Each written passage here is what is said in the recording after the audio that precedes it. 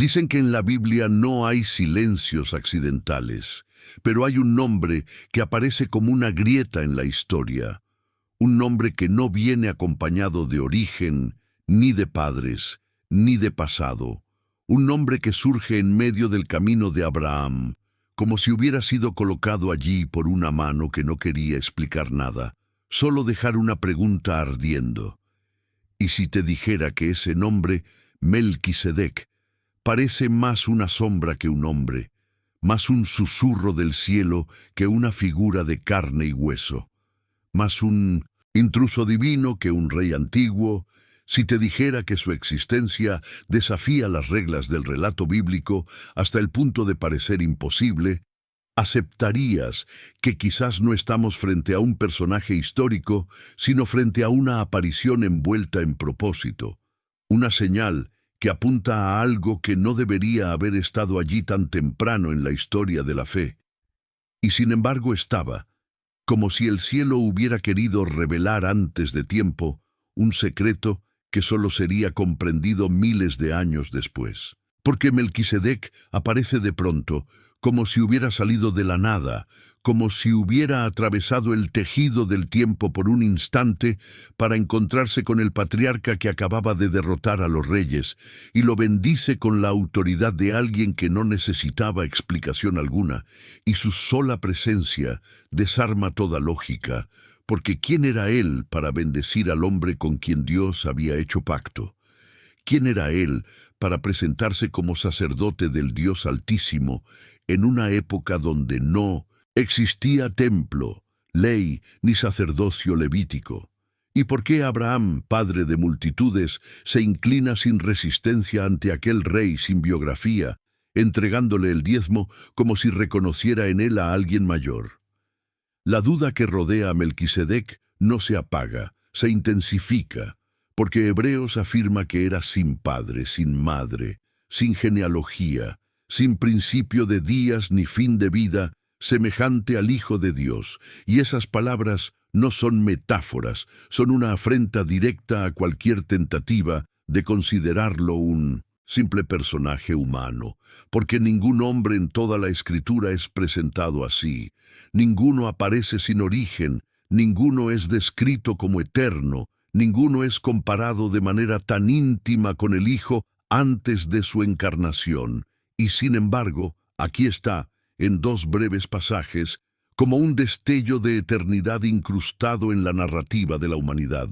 Y si te dijera que su identidad no solo desconcierta, sino que amenaza romper las categorías con las que interpretamos las Escrituras, si te dijera que muchos han tratado de reducirlo a un rey cananeo, otros lo han elevado a la categoría de ángel, y otros, quizás guiados por un fuego más profundo, ven en él la silueta previa del Cristo eterno manifestándose antes de Belén, ¿aceptarías que Melquisedec podría ser la clave de un misterio que conecta Génesis con Apocalipsis, un hilo dorado que atraviesa la historia sagrada revelando un sacerdocio anterior al tiempo, superior a los hombres, inquebrantable y eterno? Este mensaje toca un terreno sagrado, un terreno que pocos se atreven a pisar, porque hablar de Melquisedec es hablar de aquello que une la sombra con la luz, lo visible con lo eterno, lo temporal con lo inmutable.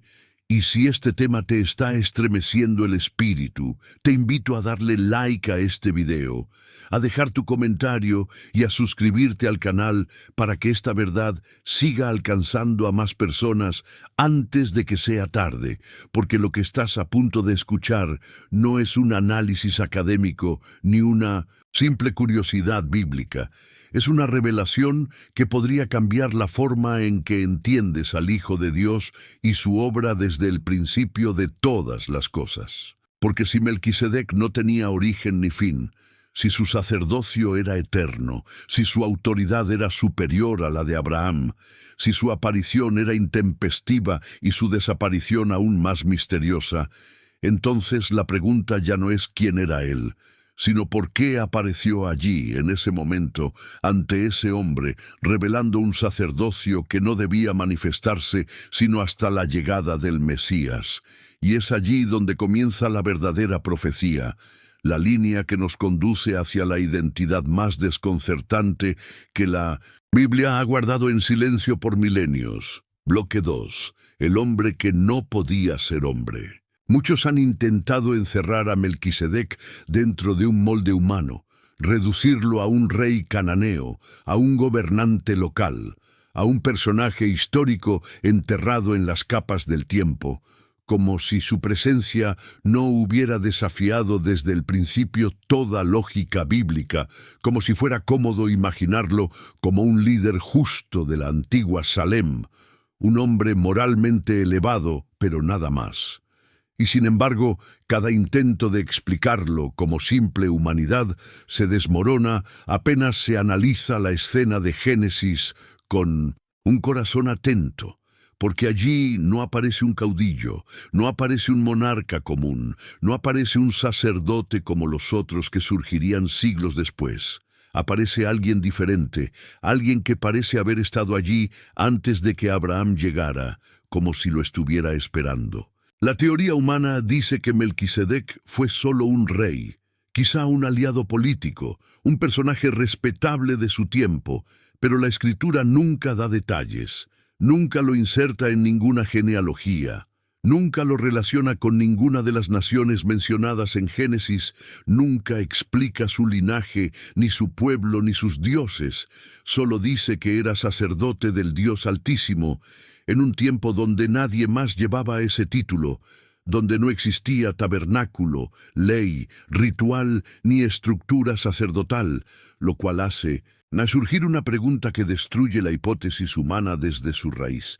¿Cómo puede alguien ejercer un sacerdocio sin haber recibido mandato, linaje ni orden que lo legitime?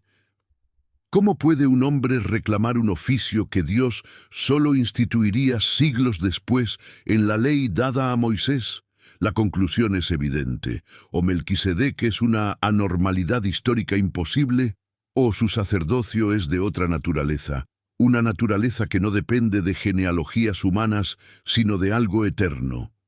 Los defensores de la teoría humana dicen que su falta de genealogía no es literal, que simplemente no fue registrada, pero Hebreos no permite esa excusa, porque afirma que era sin padre, sin madre, sin genealogía, no porque el escritor hubiera olvidado consultarlas, sino porque su identidad tiene un propósito teológico, demostrar que su sacerdocio no pertenece al orden de hombres mortales, porque el sacerdocio levítico dependía de genealogía, pero el de Melquisedec no, y esa ausencia no es un vacío accidental, es una proclamación silenciosa de eternidad, una señal escrita a propósito para demostrar que él no era un hombre cualquiera. Si Melquisedec fuera humano, su autoridad no habría superado la de Abraham, porque la Biblia enseña que el mayor bendice al menor. Y sin embargo allí está Abraham, el padre de la fe, inclinándose, recibiendo bendición, entregando el diezmo, reconociendo en Melquisedec no a un igual, no a un vecino, no a un aliado militar, sino a alguien mayor, alguien cuya autoridad provenía de una esfera que Abraham conocía bien, la esfera del Dios Altísimo, porque Abraham no se inclinaría ante un rey pagano, no entregaría diezmos a un sacerdote fabricado por tradiciones humanas, no aceptaría bendición de alguien cuya identidad no proviniera del cielo, y aún así lo hace sin cuestionar, como si supiera que Melquisedec no era un desconocido, sino un ser cuya autoridad lo sobrepasaba. La teoría humana también es desmentida por el mismo oficio de Melquisedec, porque Génesis lo presenta como rey de Salem, que significa paz, y también como rey de justicia, significados que no pueden ser casualidad, porque ningún rey antiguo llevaba títulos que encajaran de forma tan precisa con la identidad de aquel que habría de venir, y ningún rey humano podía representar simultáneamente justicia perfecta y paz absoluta, porque esas cualidades pertenecen únicamente al carácter divino, no al carácter caído de gobernantes terrenales, por muy justos que fueran, lo que implica que los nombres y títulos de Melquisedec no describen su cargo político, describen su esencia espiritual. El argumento más usado por quienes lo consideran humano es que Salem podría haber sido una ciudad primitiva y Melquisedec su rey, pero eso no explica por qué es sacerdote del Dios Altísimo sin conexión alguna con los patriarcas. No explica por qué aparece solo para bendecir a Abraham, como si fuera su superior espiritual. No explica por qué desaparece sin dejar rastro. No explica por qué cientos de años después David profetiza que el Mesías vendrá según el orden de Melquisedec y no según el de Aarón. No explica por qué el Espíritu Santo usa su figura como modelo para un sacerdocio eterno, porque si Melquisedec fuera solo un hombre, entonces Cristo habría sido comparado con un mero mortal, lo cual sería incompatible con su naturaleza eterna. La teoría humana se deshace también cuando observamos su permanencia literaria, porque Melquisedec aparece en Génesis con un rol breve pero contundente. Se menciona en un salmo mesiánico como clave del reinado del Mesías, y resurge en Hebreos como fundamento del sacerdocio eterno de Cristo. 3 momentos separados por más de 1000 años, 3 capas proféticas construidas sobre su identidad, y ninguna de esas capas podría sostenerse si Melquisedec fuera solo un hombre, porque la Biblia no construye eternidad sobre cimientos humanos. No edifica ministerios eternos sobre figuras mortales. No establece paralelos entre el Hijo de Dios y gobernantes de este mundo. Lo hace solo con aquello que es sombra de lo eterno. Si Melquisedec fuera humano, su sacerdocio habría caducado con su muerte, pero Hebreos dice que permanece para siempre, no porque el escritor ignorara su final, sino porque el Espíritu quiso dejar claro que ese sacerdocio no dependía de la vida mortal de ningún hombre, sino de una existencia que trasciende la carne, y esa frase permanece para siempre, destruye cualquier posibilidad de reducirlo a un gobernante terrenal, porque ningún hombre mortal permanece para siempre. Solo aquel cuya vida no tiene principio ni fin puede sostener un sacerdocio eterno, lo cual nos obliga a avanzar hacia la siguiente capa de revelación, hacia una posibilidad que muchos han considerado, pero pocos han entendido completamente.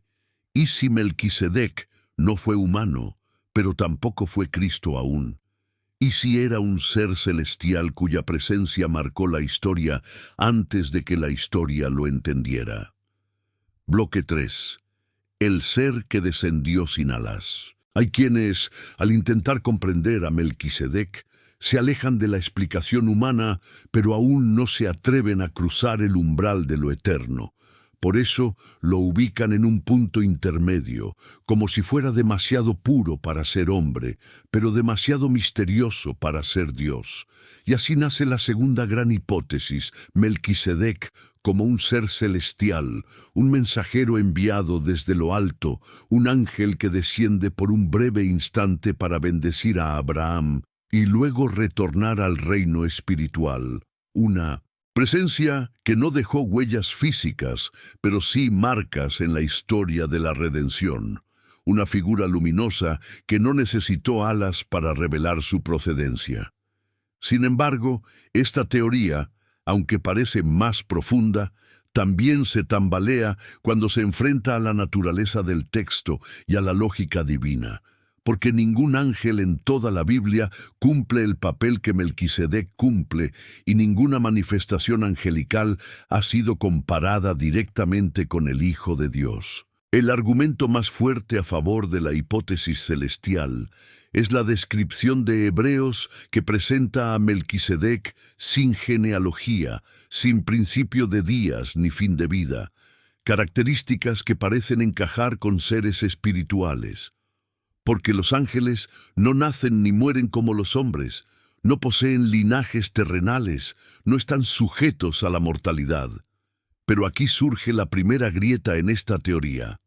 Ningún ángel en las Escrituras aparece ejerciendo sacerdocio. Los ángeles ministran, anuncian, guerrean, protegen, ejecutan juicio, pero jamás representan al hombre delante de Dios, ni a Dios delante del hombre, porque el sacerdocio es un puente entre la divinidad y la humanidad, y ese puente solo puede ser sostenido por alguien que participe de ambas naturalezas, o por alguien cuyo oficio sea eterno por esencia, no por delegación. Si Melquisedec fuera un ángel, su encuentro con Abraham tendría un tono completamente diferente, más cercano al temor reverente que a la entrega voluntaria de autoridad.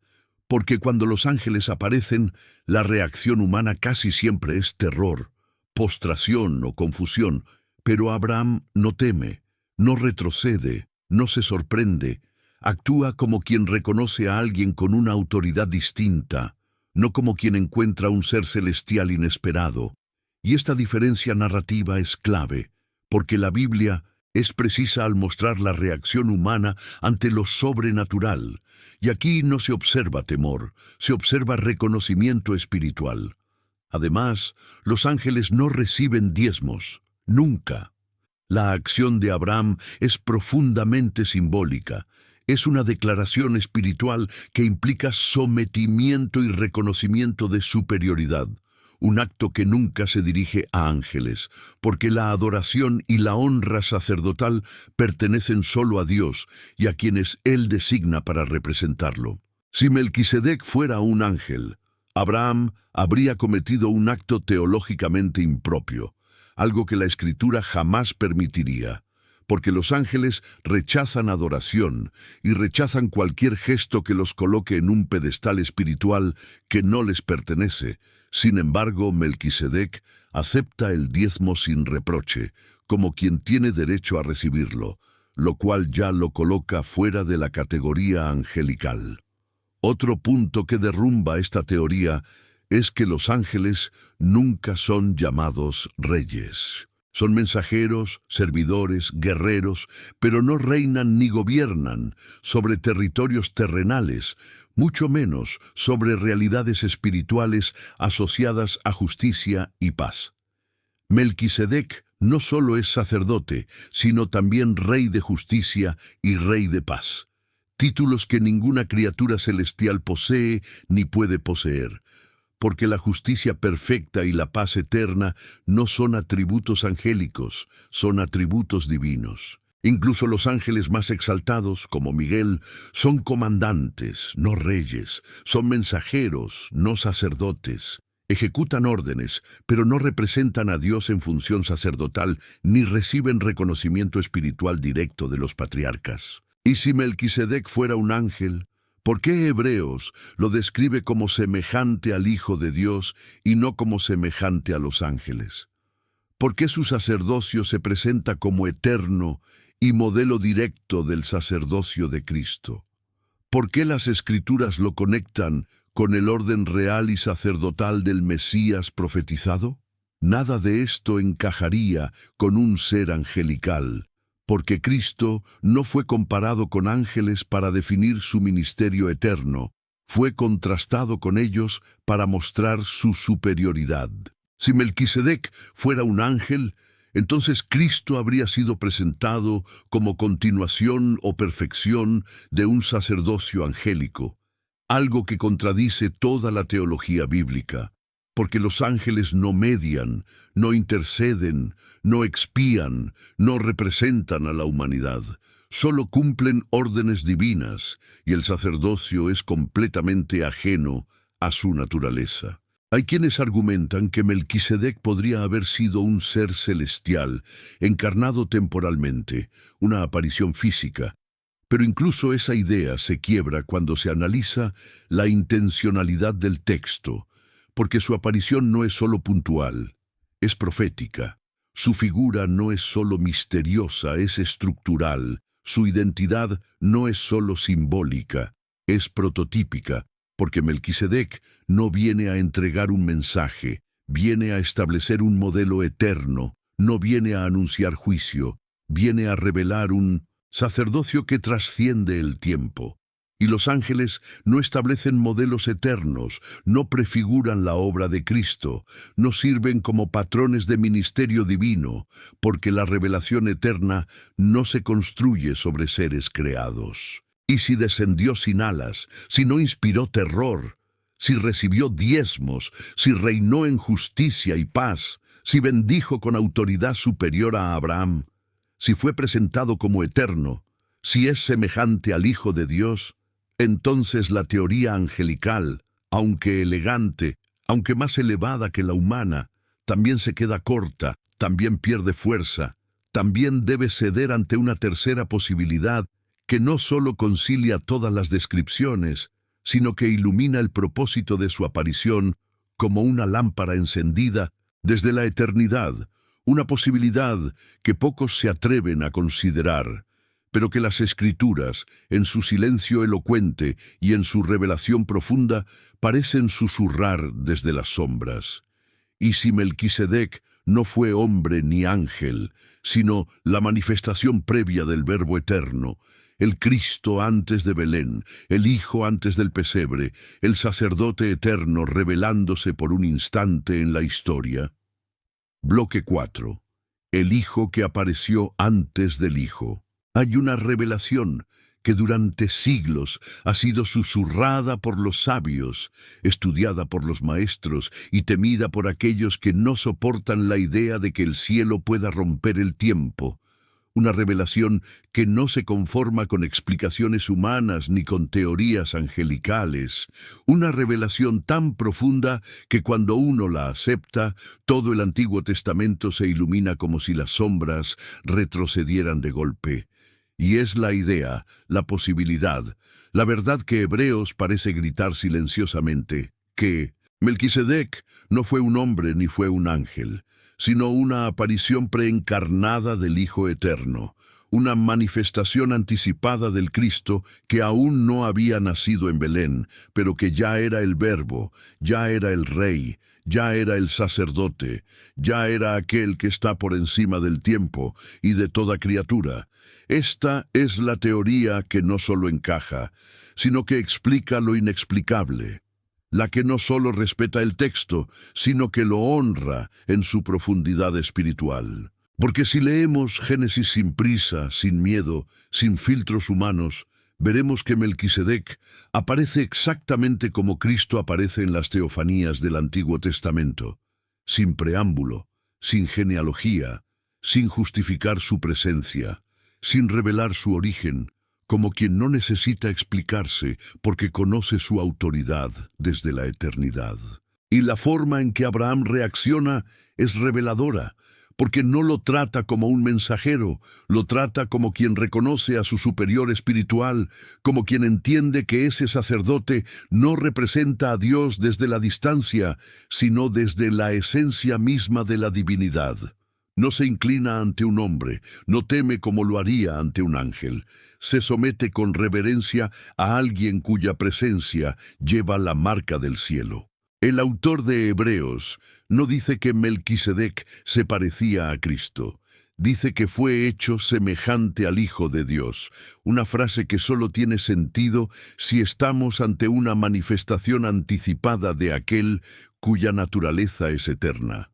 Porque los ángeles no son hechos semejantes al Hijo, los hombres tampoco, pero una manifestación preencarnada del Verbo, sí. Además, el sacerdocio eterno que se atribuye a Melquisedec no puede pertenecer a un ser creado, porque solo alguien eterno puede sostener un sacerdocio sin principio ni fin. Los seres angelicales tienen un inicio, los hombres tienen un final.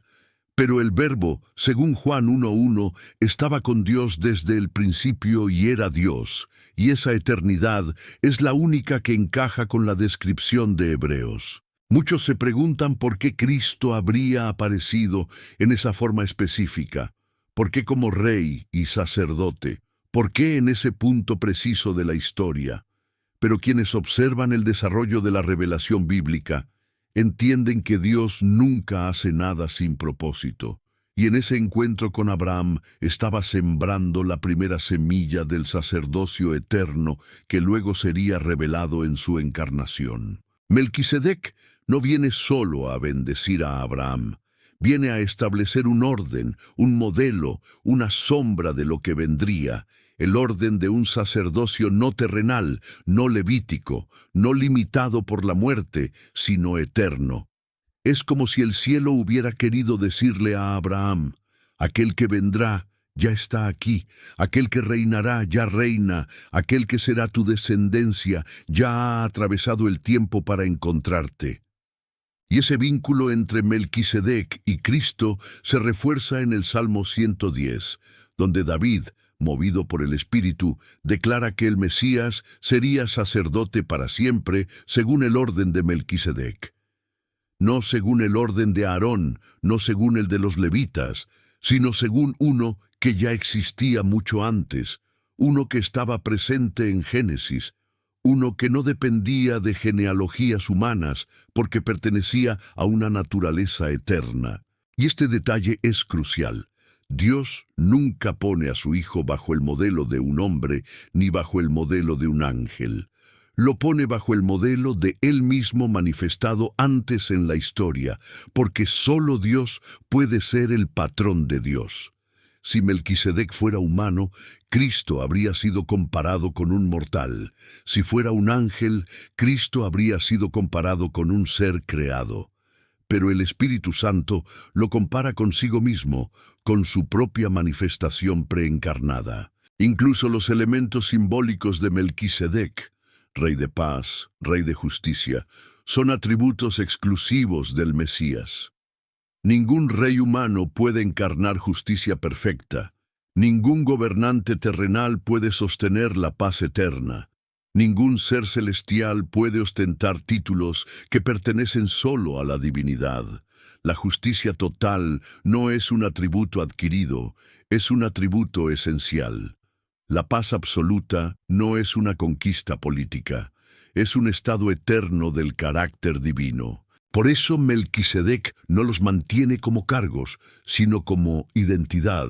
No reina sobre una ciudad, reina sobre conceptos eternos que luego Cristo encarnará plenamente en su vida, muerte y resurrección.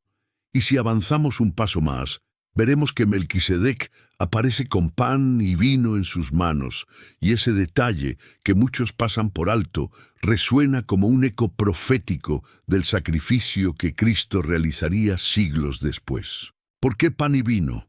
¿Por qué ese acto simbólico ante Abraham?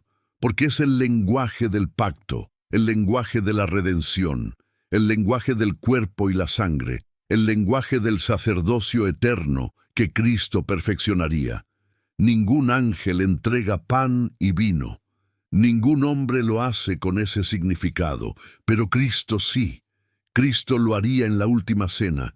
Cristo lo sellaría con su propio cuerpo. Melquisedec parece anticipar ese gesto, como si el cielo hubiera querido anunciar la obra antes de que la humanidad la comprendiera. Por eso, cuando uno contempla la figura de Melquisedec sin miedo a la profundidad espiritual, sin temor a la revelación profética, sin intentar domesticar lo divino con explicaciones humanas, entiende que él no fue un rey perdido en la historia, ni un ángel disfrazado de hombre, sino el Hijo mismo, apareciendo antes de la encarnación, inaugurando un sacerdocio eterno, descendiendo al camino de Abraham para recordarle que el cielo no estaba distante, que el plan de redención ya estaba en marcha, que la cruz ya estaba en la mente eterna de Dios, que el Verbo ya caminaba entre los hombres antes de nacer de mujer. Y si esta verdad estremece el espíritu, es porque toca el misterio más profundo de todos. Cristo no comenzó en Belén. Cristo no empezó con María. Cristo no nació cuando el tiempo lo vio nacer. Cristo siempre fue, siempre es, siempre será. Melquisedec es simplemente la evidencia silenciosa de que el Verbo eterno ya estaba interviniendo en la historia humana mucho antes de que el mundo supiera su nombre. Bloque 5. La línea que atraviesa toda la Biblia. Cuando uno vuelve a leer la Escritura sin dividirla en capítulos ni épocas, sin separar los libros como si fueran mundos distintos, descubre que hay una línea silenciosa, una vena de oro que recorre toda la revelación desde los primeros pasos del hombre hasta el último juicio sobre la humanidad, una línea que comienza en un encuentro aparentemente pequeño en Génesis, resurge en un salmo que habla desde el trono eterno, se manifiesta con fuerza en la teología profunda de Hebreos y finalmente estalla en gloria en las visiones apocalípticas del regreso del Rey. Y esa línea tiene un nombre escrito en su origen: Melquisedec, el sacerdote sin principio, la sombra viva del Hijo Eterno que ya estaba actuando mucho antes de su encarnación, porque la Biblia no es un conjunto de historias desconectadas, sino un solo río que fluye desde el Edén hasta la Nueva Jerusalén. Y Melquisedec es uno de esos puntos donde la eternidad toca la tierra. En Génesis lo vemos aparecer sin anuncios, sin genealogía, sin explicación, como si el cielo hubiera abierto una puerta y dejado pasar por un momento una figura que pertenece más a lo eterno que a lo temporal. Y ese encuentro con Abraham no es un episodio aislado. Es la primera piedra de un puente que luego cruzará David en su salmo profético y que finalmente será interpretado por el Espíritu Santo en la carta a los Hebreos. Porque Génesis revela la aparición, pero Salmos revela el propósito, Hebreos revela la identidad y Apocalipsis revela la consumación. Y cuando uno une esas cuatro partes, la figura de Melquisedec deja de ser un enigma y se convierte en una proclamación. El sacerdocio eterno no nace en Moisés, nace en la eternidad. No se establece en el tabernáculo, se revela en el cielo. No depende de sangre humana, depende del Verbo eterno que es el Cordero desde antes de la fundación del mundo. El Salmo 110, inspirado en una visión que David no podría haber comprendido completamente, se convierte en la segunda pieza de esta línea profética. Allí Dios habla a su ungido, diciendo que se sentará a su diestra, que dominará en medio de sus enemigos, que regirá con cetro de poder, y luego, como si la eternidad se filtrara en una frase, declara que el Mesías sería sacerdote para siempre según el orden de Melquisedec, no según el orden de Aarón, no según el orden establecido en el Sinaí, no según el sistema terrenal, que sería temporal, sino según el orden de aquel cuyo sacerdocio ya estaba manifestado antes del pacto, antes de la ley, antes de Israel, lo que significa que el sacerdocio eterno del Cristo no nace en el tiempo, nace fuera del tiempo, y Melquisedec es su sombra, su señal anticipada, su huella previa en la historia humana. Después llega Hebreos, como la tercera pieza de esta revelación, el libro donde el Espíritu Santo explica lo que en Génesis se insinuó y lo que en los Salmos se profetizó. Allí, el sacerdocio de Melquisedec es presentado como eterno, superior, indestructible, un sacerdocio basado no en la carne, sino en el poder de una vida indestructible, un sacerdocio donde Cristo no es heredero de un linaje humano, sino continuador de un orden divino. Un sacerdocio que no depende de descendencia ni de muerte, porque su esencia es la eternidad. Y Hebreos deja claro que el sacerdocio levítico fue solo una sombra, un reflejo imperfecto, un modelo temporal que señalaba hacia algo mayor, y ese algo mayor no es un sistema, es una persona, el Hijo, el Verbo, el Cristo, el que ya había aparecido como Melquisedec antes de nacer en Belén, mostrando con su presencia que lo eterno gobierna sobre lo temporal. Pero es en Apocalipsis donde la línea se completa, donde el sacerdocio eterno revelado en Génesis, profetizado en los Salmos y explicado en Hebreos, se convierte en manifestación gloriosa. Allí Cristo aparece como el Alfa y la Omega, el principio y el fin, el que era, el que es y el que ha de venir. Figuras que encajan perfectamente con la descripción de Melquisedec en Hebreos, sin principio de días ni fin de vida. Allí Cristo aparece como Rey de Reyes y como Cordero inmolado, uniendo el trono con el sacrificio, el cetro con el altar, la realeza con el sacerdocio, exactamente como Melquisedec lo hizo ante Abraham al presentarse como rey y sacerdote. Y allí Cristo administra el juicio final, no como un sacerdote terrenal que entra en un tabernáculo hecho por manos humanas, sino como el sumo sacerdote eterno que oficia en el santuario celestial, cumpliendo aquello que Melquisedec solo insinuó en su breve aparición en la tierra. Cuando uno observa esta línea profética, entiende que nada en la Biblia es casual, que cada sombra tiene un cuerpo, que cada figura tiene una realidad, que cada aparición anticipa una revelación mayor. Melquisedec no es un misterio para confundir, es un misterio para iluminar. Es una brecha en el tiempo donde el Verbo eterno decide aparecer para marcar un punto de referencia que luego sería usado por el Espíritu Santo para explicar el sacerdocio indestructible del Cristo. Es como si Dios hubiera querido dejar una firma en Génesis, una declaración silenciosa de que el plan de redención no nacería en Moisés, ni en Aarón, ni en los profetas, sino en la eternidad misma, y que Cristo no sería sacerdote porque descendiera de una tribu, sino porque Él mismo había sido sacerdote desde siempre.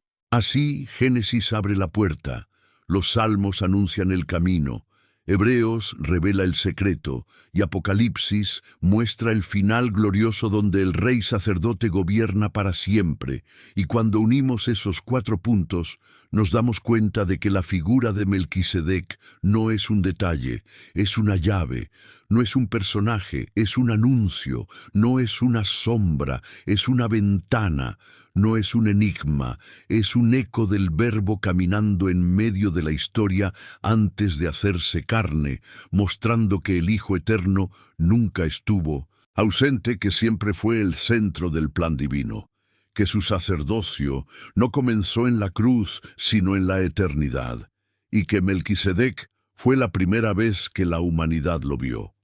Bloque 6. El instante en que la eternidad descendió. Para comprender por qué el Hijo Eterno apareció como Melquisedec exactamente en ese punto del tiempo, debemos abandonar la idea de un Dios que reacciona y abrazar la verdad de un Dios que revela, un Dios que no actúa impulsado por los eventos humanos, sino que guía la historia con una precisión tan profunda que cada encuentro, cada palabra, cada sombra, tiene un propósito que se conecta con el plan eterno de redención. Melquisedec no surge en cualquier día, no aparece en cualquier ciudad, no se manifiesta ante cualquier hombre, aparece justo después de que Abraham, el hombre del pacto, venciera a los reyes que dominaron la tierra, justo después de que la sangre de la guerra manchara el suelo y de que la victoria necesitara un sello espiritual para no convertirse en arrogancia humana. Allí, en ese lugar entre el triunfo y el peligro, entre la gloria y la tentación, la eternidad decide irrumpir para marcar un punto de inflexión en la historia de la fe. Abraham había sido llamado a salir de Ur con una promesa, pero todavía no entendía completamente la magnitud de lo que Dios estaba construyendo a través de él. Había enfrentado enemigos, había rescatado a Lot, había desafiado reinos, pero aún no había entendido que su victoria no era la afirmación de su fuerza, sino el preludio del sacerdocio eterno que un día reconciliaría a toda la humanidad con el Creador. Y es precisamente en ese estado de vulnerabilidad espiritual, donde la victoria podía levantar orgullo y el cansancio podía abrir la puerta al temor, que Melquisedec aparece.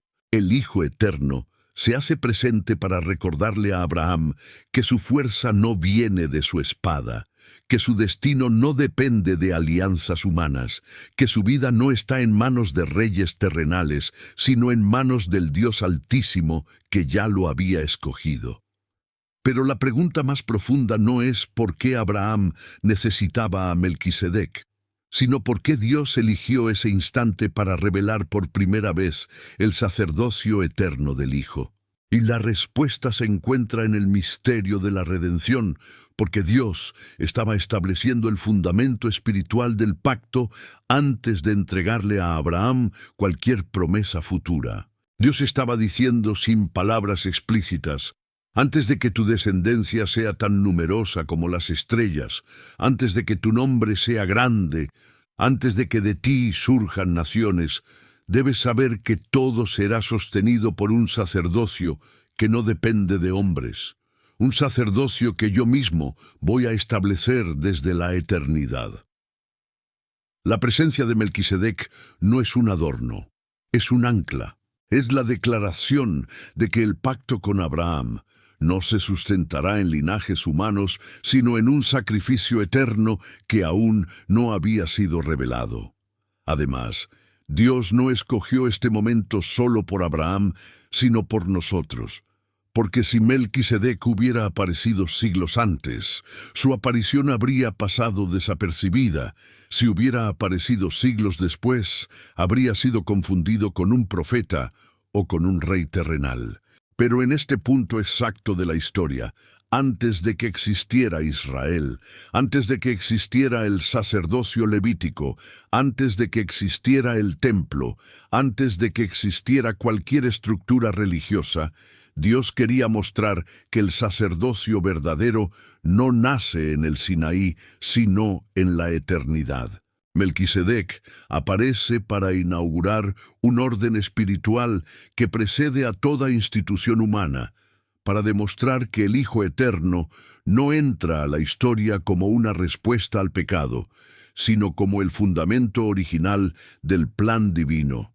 También aparece en ese momento porque Abraham era el hombre a través del cual Dios levantaría la nación, desde la cual vendría el Mesías encarnado. Y ese encuentro fue como una marca que atravesaría generaciones, una semilla plantada en el corazón del pacto que solo sería comprendida miles de años después, cuando Cristo, ya encarnado, revelara que era el cumplimiento final de ese sacerdocio eterno. Melquisedec no vino a enseñarle a Abraham un ritual, vino a revelarle un principio espiritual, que la redención no sería lograda por la sangre de animales, ni por sacerdotes mortales, ni por ley terrenal, sino por alguien que ya estaba allí, alguien cuya vida no dependía del tiempo, alguien que existía antes del pacto y lo sostendría cuando el pacto fuera quebrantado. Y si analizamos el momento histórico, vemos que los reyes derrotados representaban sistemas humanos de poder, violencia y corrupción, y Abraham había vencido, pero la victoria humana siempre es incompleta si no está bajo la cobertura del cielo. Melquisedec desciende para sellar esa victoria no con sangre derramada, sino con pan y vino, símbolos que un día representarían el cuerpo y la sangre del sacrificio eterno. Es como si el Hijo hubiera querido mostrar a Abraham que la verdadera victoria no se gana con espadas, sino con entrega. No se sostiene con fuerza humana, sino con el poder de un sacerdocio eterno que trae justicia y paz. Por eso aparece precisamente ahí, en ese punto de la historia, donde el pacto iba a ser establecido y la fe de Abraham estaba siendo consolidada. La presencia de Melquisedec es un recordatorio de que todo lo que se construiría a partir de Abraham, todo lo que nacería de su descendencia, todo lo que sería revelado en la ley, los profetas y el Mesías encarnado, ya estaba contenido en la eternidad del Hijo. Es la primera vez que el hombre ve al sacerdote eterno, aunque aún no entienda su nombre, su obra ni su propósito final. Melquisedec es la irrupción de la eternidad en la historia para marcar un punto que nunca podría ser borrado, que el Verbo eterno siempre estuvo con el hombre, aún antes de hacerse carne, que el sacerdocio del Hijo no comenzó en Belén ni en la cruz, sino en la eternidad, donde ya reinaba, donde ya oficiaba, donde ya estaba escribiendo la historia de la redención. Bloque 7. El sacerdocio que no pudo nacer en la tierra. Cuando la Escritura declara que el sacerdocio de Melquisedec es eterno, está afirmando algo que trasciende cualquier lógica humana. Porque ninguna institución terrenal, ningún linaje, ningún hombre puede sostener eternidad en sus manos. Y es precisamente aquí donde comienza la revelación más profunda de este misterio. El sacerdocio eterno no podía nacer en la tierra, porque la tierra es frágil, corruptible, temporal. Tenía que nacer en la eternidad, en aquel que no fue creado, en aquel que no tiene principio, en aquel que existía antes de todas las cosas. Por eso Melquisedec no puede ser hombre ni ángel, porque el sacerdocio eterno solo puede descansar en quien posee una vida indestructible, en quien no necesita rituales para ser puro, en quien no depende de genealogías para ejercer autoridad, en quien no está limitado por muerte ni por tiempo. Solo Cristo, el Hijo eterno, podía encarnar ese sacerdocio, porque su naturaleza es la única capaz de sostener la eternidad. El sacerdocio levítico, que surgió siglos después, tenía una estructura clara. Descendía de Aarón, dependía de genealogías, cambiaba con la muerte, se sostenía con sacrificios repetidos, estaba limitado por la carne.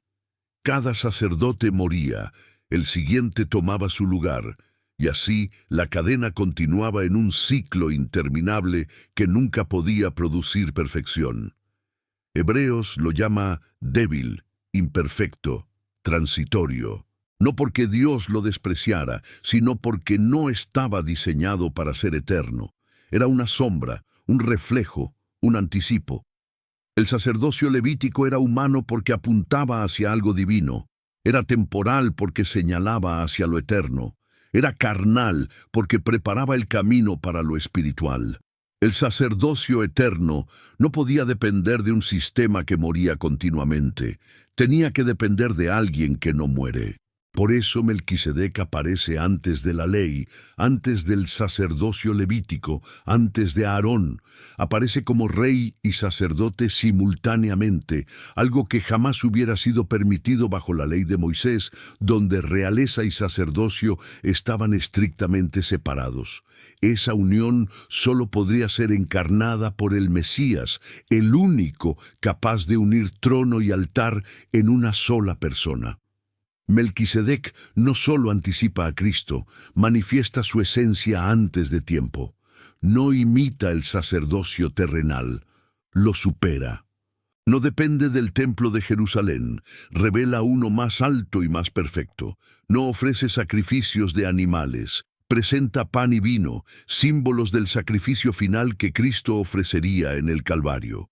Todo en Melquisedec apunta hacia el Hijo, su eternidad, su autoridad, su paz, su justicia, su bendición, su sacerdocio. Y aquí está la clave que muchos no ven. El sacerdocio eterno no es una función, es una identidad. No se trata de sacrificios, se trata del ser. No se trata de ritos, se trata de esencia. No se trata de genealogía, se trata de naturaleza. La ley solo podía producir sacerdotes por descendencia. La eternidad solo podía producir un sacerdote por naturaleza. Por eso Cristo es sacerdote, no por genealogía terrenal, no por ser descendiente de Aarón, sino por ser el Hijo eterno, cuyo ministerio no depende de carne, sino de vida indestructible. Él no fue nombrado por hombres, fue establecido por Dios desde la eternidad. No fue consagrado en un templo terrenal, fue confirmado desde el cielo. No heredó un linaje, Él es el linaje. Cuando Hebreos dice que Cristo es sacerdote según el orden de Melquisedec, está declarando que Cristo no continúa un sacerdocio humano, sino que manifiesta uno divino que ya existía antes de la creación. Melquisedec no es un eslabón entre Cristo y Aarón. Es el anuncio de que Cristo no pertenece a ningún sistema humano. Él no es descendiente del sacerdocio levítico, es su fuente. Él no es el sucesor de sacerdotes terrenales, es el origen del sacerdocio eterno. Por eso, el sacrificio que Cristo ofrece en la cruz no puede compararse con los sacrificios repetidos del templo, porque su sacrificio es eterno, perfecto, definitivo, y su sacerdocio no termina al morir, porque su vida no termina, porque la muerte no puede retener a quien es la vida misma. Y si Cristo es el único capaz de sostener ese sacerdocio, es porque en él convergen atributos que ningún ser creado posee. Él es Rey de justicia porque su carácter es la justicia absoluta. Él es Rey de paz porque su esencia es la paz eterna que reconcilia al hombre con Dios. Él es sacerdote eterno porque no depende del tiempo. Él es mediador perfecto porque posee naturaleza doble, Dios y hombre. Él es intercesor indestructible porque su vida no puede ser apagada.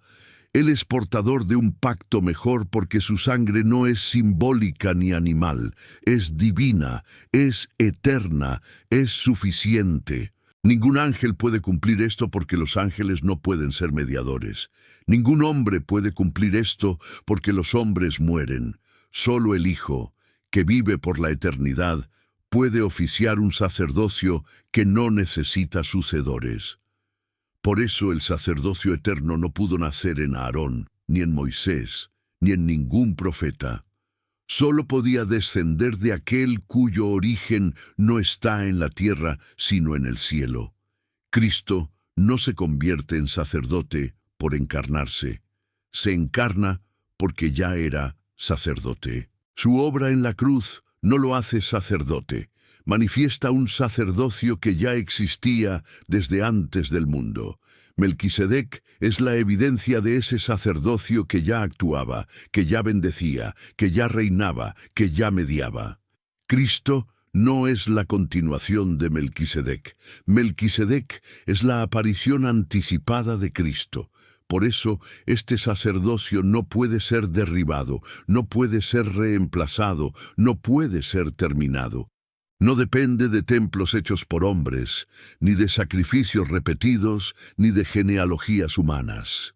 Depende únicamente de la vida eterna del Hijo. Y esa es la razón por la cual, en los cielos, según Apocalipsis, Él aparece como el Cordero Eterno, el Sacerdote Eterno, el Rey Eterno. Porque lo que vio Abraham en Melquisedec no era un rey local, ni un mensajero celestial, era una visión temprana del Cristo eterno, el único capaz de unir justicia y paz, trono y altar, eternidad y sacrificio, Dios y hombre en un solo sacerdocio indestructible. Bloque 8. El silencio que oculta el misterio. Lo más inquietante de Melquisedec no es su aparición repentina, sino su desaparición absoluta. Surge como un relámpago que divide la oscuridad y luego se disuelve sin dejar rastro, sin despedida, sin continuidad visible, como si nunca hubiera estado allí. Y es precisamente ese silencio lo que hace temblar la lógica humana.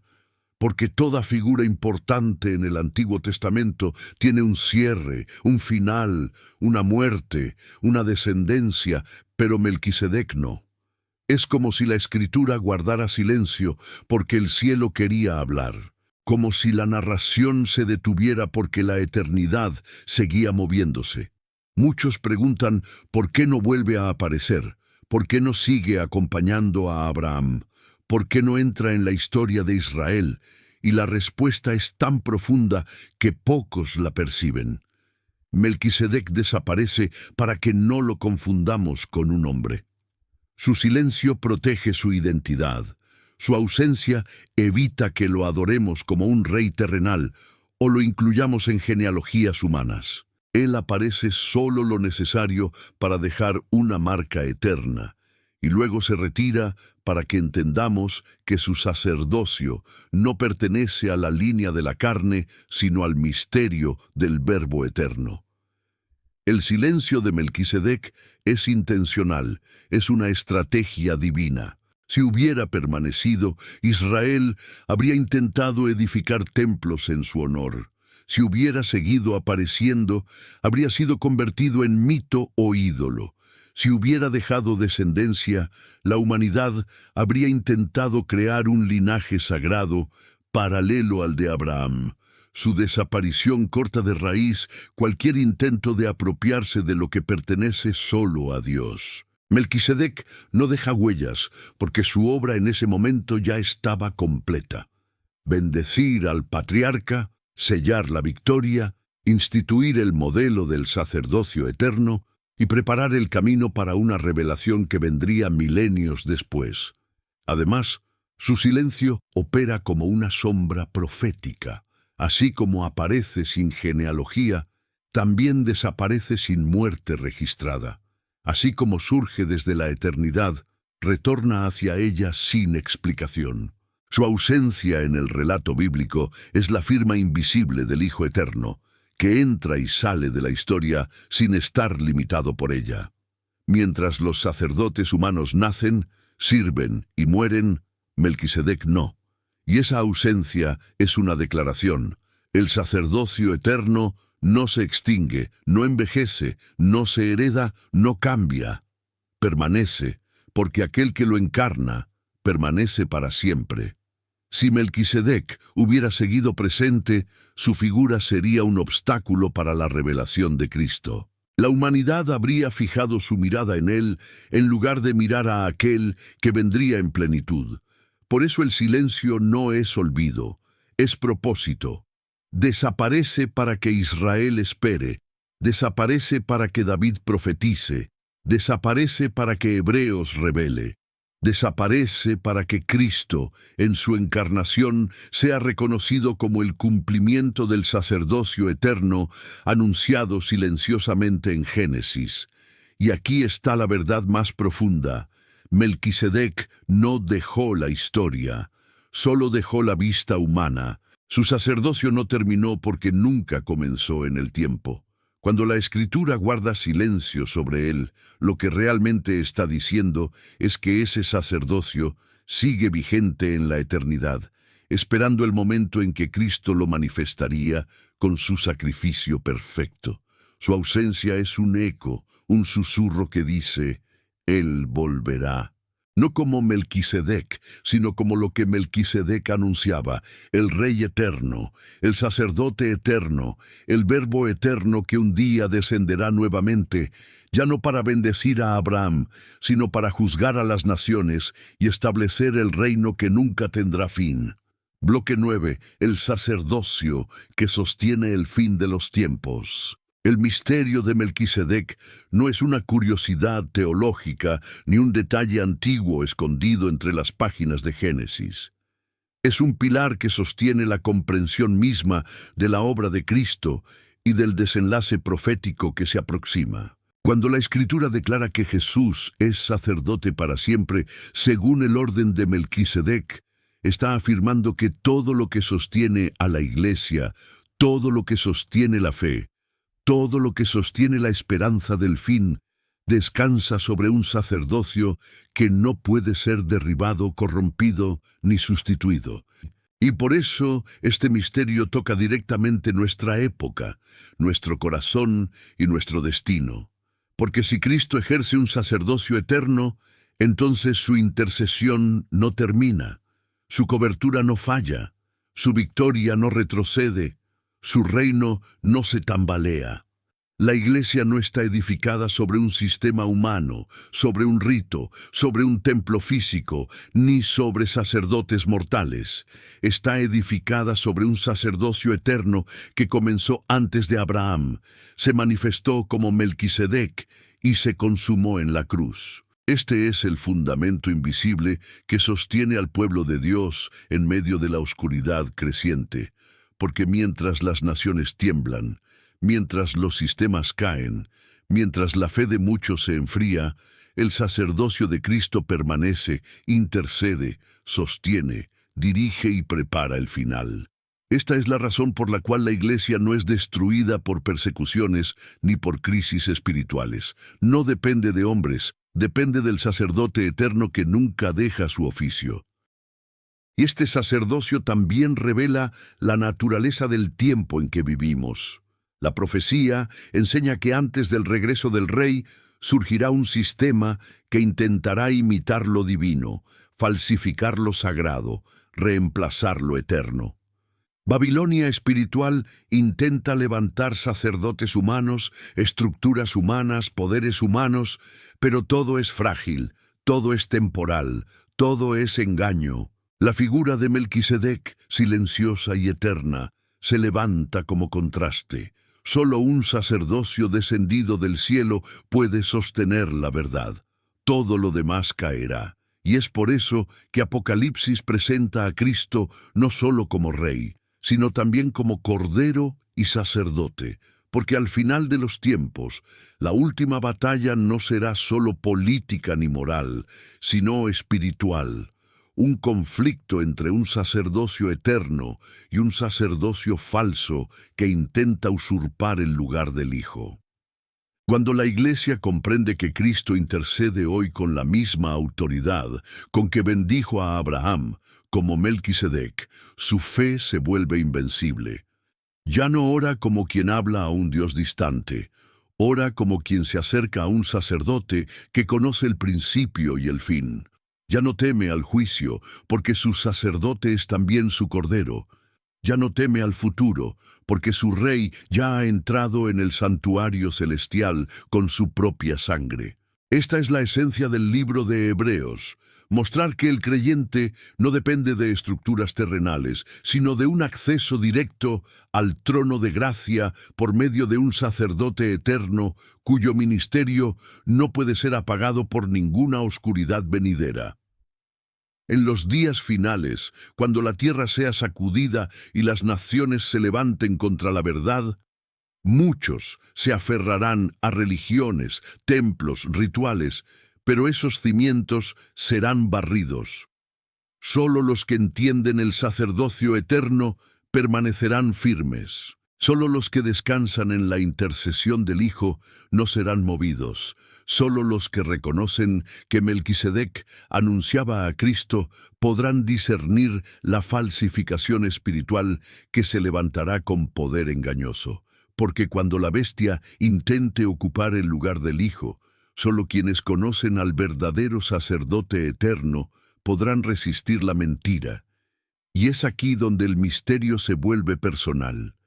No es solo teología, es advertencia. No es solo historia, es preparación. Cristo no oficia solo en el cielo, oficia sobre tu vida. No intercede solo por naciones, intercede por tu alma. El sacerdocio eterno sostiene a la Iglesia, pero también sostiene al individuo que clama, que resiste, que espera. La figura de Melquisedec no es lejana. Es la sombra del Jesús que hoy te cubre, que hoy te bendice, que hoy te sostiene. Por eso este misterio no fue revelado para ser contemplado, sino para ser abrazado, para que en medio de la noche final tu fe no tiemble, porque tu sacerdote no tiembla, para que cuando el mundo caiga, tu esperanza permanezca, porque tu sacerdote permanece, para que cuando la oscuridad avance, recuerdes que aquel que bendijo a Abraham sigue bendiciendo a todos los que esperan su reino.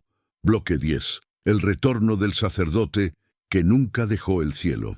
Cuando todo parece oscurecerse y la tierra tiembla bajo el peso del engaño final, las Escrituras nos conducen inevitablemente hacia una verdad que atraviesa los siglos como un fuego que no puede ser apagado.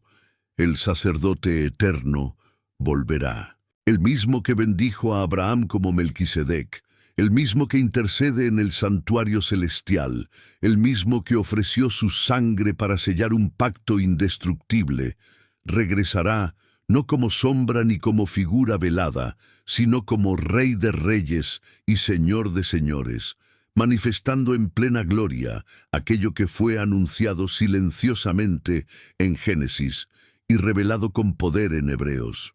Y este retorno no será simbólico ni místico, será visible, audible, irresistible. Los cielos se abrirán, las naciones temblarán, la humanidad despertará ante el rostro del que siempre fue, aunque muchos no lo reconocieron. El Apocalipsis describe este momento con palabras que estremecen la carne y el espíritu. Él volverá montado en un caballo blanco, con ojos como llama de fuego, con una corona que nadie puede arrebatar, con un nombre que solo él conoce, con un manto teñido en sangre, y en su muslo el título que declara su eternidad: Rey de reyes y Señor de señores. Y el Cordero que fue inmolado aparecerá también como guerrero, y el sacerdote eterno se levantará como juez. Porque en el fin de los tiempos, la misma autoridad sacerdotal que reconcilia también juzga, la misma sangre que salva también testifica, el mismo que intercede por los justos condenará la rebelión de las naciones. Melquisedec era la sombra, Cristo es la plenitud. Y es aquí donde el misterio alcanza su punto más alto. El que regresa no es un rey terrenal ni un líder espiritual humano, sino aquel cuyo sacerdocio nunca comenzó en la tierra. Comenzó en la eternidad. Su regreso es la consumación del orden de Melquisedec, porque el sacerdote que bendijo al patriarca vuelve ahora para bendecir a los que perseveraron y para juzgar a los que amaron las tinieblas. El Rey de justicia regresará para establecer justicia verdadera, y el Rey de paz regresará para instaurar la paz que el mundo jamás pudo fabricar. La ciudad eterna descenderá, y la voz del cielo proclamará que el tabernáculo de Dios está ahora con los hombres. Allí no habrá templo, porque el Cordero mismo será el templo. No habrá necesidad de sacerdotes humanos, porque el sacerdote eterno caminará entre los redimidos como luz perpetua. Y si esta revelación toca tu espíritu, no es por la solemnidad de las palabras, sino porque el cielo está llamando. Estamos más cerca del final de lo que creemos. Las señales se multiplican, los reinos se sacuden, la fe es probada, y el mundo avanza hacia un escenario que los profetas describieron con precisión. En medio de ese escenario, la figura de Melquisedec ya no es solo un misterio, sino una advertencia. No te aferres a sistemas humanos, no confíes en estructuras terrenales, no pongas tu esperanza en rituales sin vida. Solo un sacerdocio eterno puede sostenerte en la hora final. Solo Cristo puede interceder cuando la noche cubra la tierra. Solo el Rey justo puede conservar tu alma cuando las naciones se derrumben. Por eso este mensaje no termina en teoría, termina en clamor. El cielo está llamando a una generación que no se conforme con la religión, que no dependa de sacerdotes terrenales, que no busque refugio en templos de piedra, sino que se consagre al sacerdote eterno cuyo ministerio nunca falla. Él no te pide perfección, te pide entrega, no te pide poder, te pide fidelidad, no te pide que sostengas su reino, te pide que permanezcas en él mientras su reino se manifiesta. Y si esta revelación encendió algo en ti, si tu espíritu sintió el peso de la verdad, si comprendiste que Melquisedec no es solo un personaje antiguo, sino la sombra del Cristo eterno, entonces toma este momento como un llamado divino. Consagra tu vida, rinde tu corazón, aparta tus caminos. El Rey sacerdote vendrá pronto, y aquellos que le pertenecen no temerán su llegada. Si crees en este mensaje, comparte la verdad, comenta abajo y suscríbete al canal para que más despierten antes de que sea tarde. Porque la eternidad está a punto de abrirse, y el sacerdote eterno está a punto de levantarse una última vez para juzgar, redimir y reinar para siempre.